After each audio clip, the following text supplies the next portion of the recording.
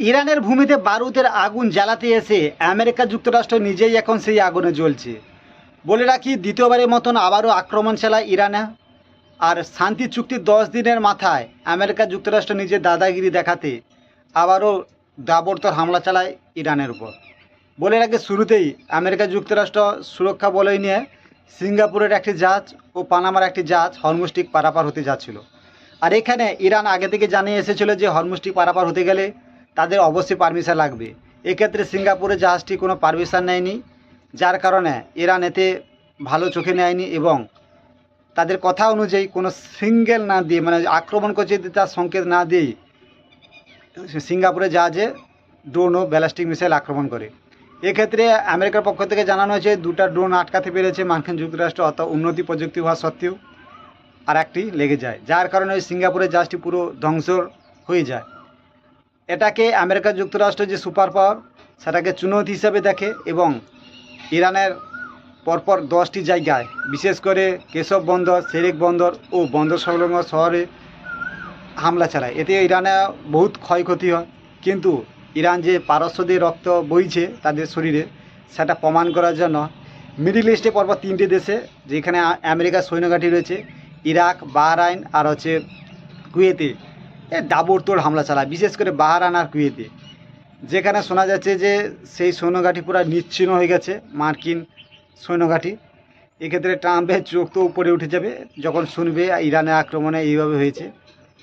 তো বলে রাখি, আমেরিকা যুক্তরাষ্ট্র তাদের সুপার পাওয়ার দেখানোর জন্য ইরান যে তাদের বলে রেখেছিল শর্ত, তাদের আগে থেকে তো ছিল, মানে হরমুজটি ইরানের দখলে, টোল ট্যাক্সও নিত।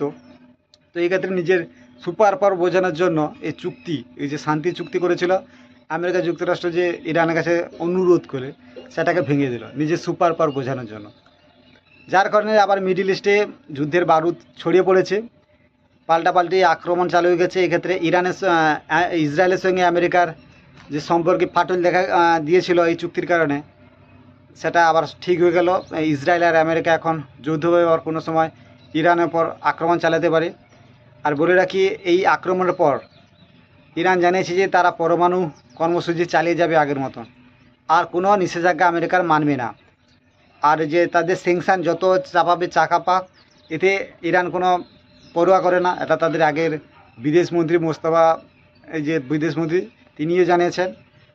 আর এখন আমেরিকা যুক্তরাষ্ট্র আক্রমণ করছে, তো খুব দ্রুত তারা ভূগর্ভে, মানে মাটির নিচে এটা খুব দ্রুত তৈরি করতে যাচ্ছে। এক্ষেত্রে চীন ও রাশিয়া সহযোগিতা করছে শোনা যাচ্ছে।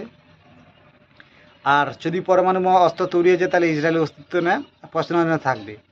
আর বলে রাখি, তোমার লেবাননে ইসরায়েলে আক্রমণ খুব দ্রুত বেড়ে গেছে, আর আমেরিকা যুক্তরাষ্ট্র ও ইসরায়েলের এখন সাথ দিচ্ছে। আর ইসরায়েলে তো আগে থেকে জানিয়েছে যে যতক্ষণ না হিজবুল্লাহকে নিরস্ত করবে ততক্ষণ আমেরিকা যুক্তরাষ্ট্র ইসরায়েল তাদের ভূমি 1 ইঞ্চিও ছাড়বে না।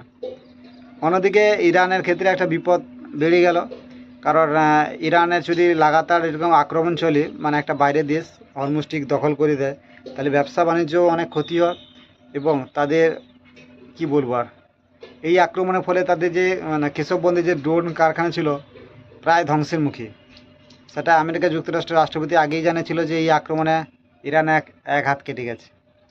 তো বোঝার বিষয়ে আমরা যতটা জানতে পারছি, শুনতে পাচ্ছি, সেটাই বলছি। আর হ্যাঁ, আপনাদের যদি ভিডিও ভালো লাগে অবশ্যই সাবস্ক্রাইব আর জুড়ে থাকবেন। তো চলুন, দেখা হচ্ছে পরের ভিডিওতে। ভালো থাকবে।